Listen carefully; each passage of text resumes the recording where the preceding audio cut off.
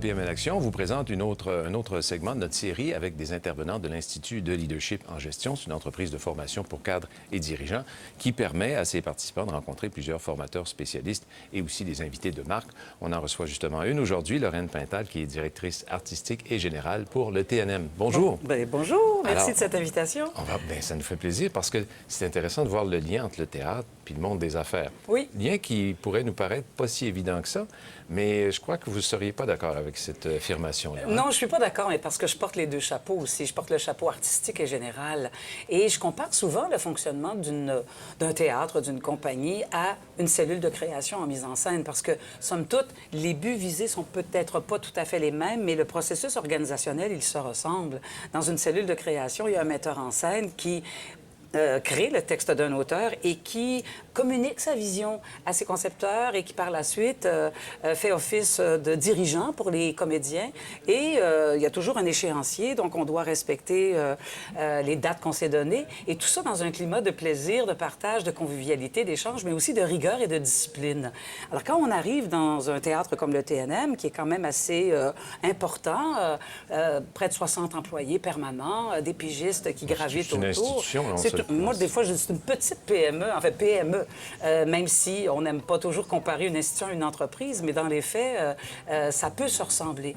Et quand je suis arrivée au TNM, évidemment, j'arrivais avec une méthode très collective, donc pour aplatir les organigrammes et faire en sorte qu'on puisse être dans la transversalité plutôt que dans la verticalité.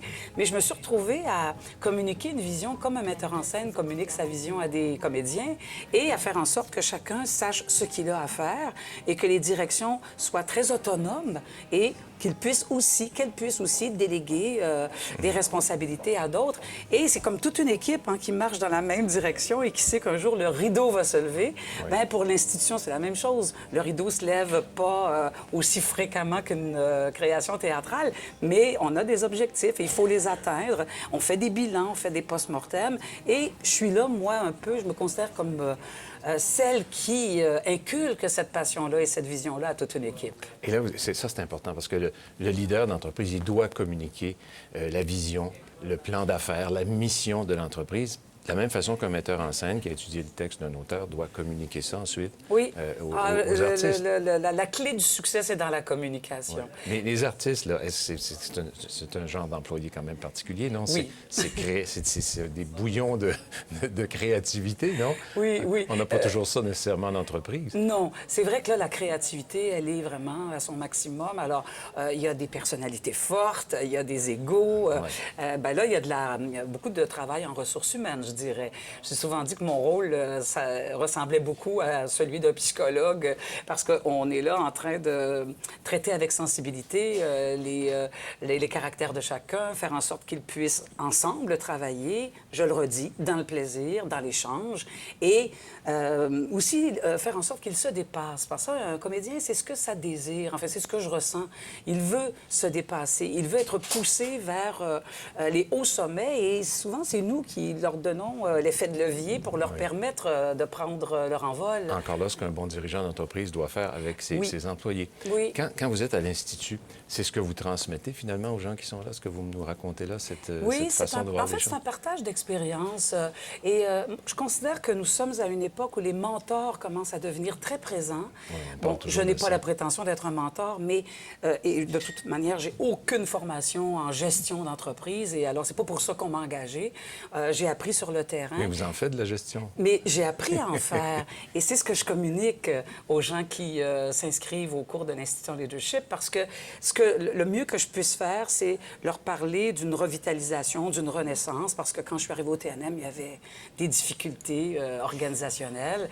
Et donc, avec une équipe, c'est très important de très bien s'entourer, de gens qui vont aussi te lancer des défis. Là. Ça prend des gens qui sont aptes à te permettre, toi aussi, de te dépasser.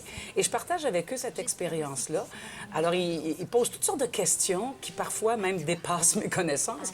Mais dans le partage de comment on dépasse les difficultés, comment on arrive à le faire et comment, par la suite, on se donne un plan stratégique ou des orientations stratégiques pour pouvoir porter l'institution beaucoup plus loin. Il y a des grandes transformations aussi en ce moment dans la société. Nous, on a affaire avec le public, on a affaire avec les artistes, bien sûr, le milieu des affaires d'affaires, les gouvernements. Alors ça, c'est ma fonction, moi, d'être cette espèce de plaque tournante. Alors je leur parle beaucoup de ça, la manière dont on fait des représentations, dont Parce on que ça, c'est le tisse deuxième notre volet. réseau. Vous êtes directrice générale, vous êtes directrice artistique, mais générale aussi. Oui. Alors ça, c'est le deuxième volet de votre Je travail. dois veiller à la santé financière de l'organisme, de défendre mes décisions auprès d'un conseil d'administration qui, lui, est fiduciaire auprès des gouvernements pour voir si l'argent public est bien dépensé.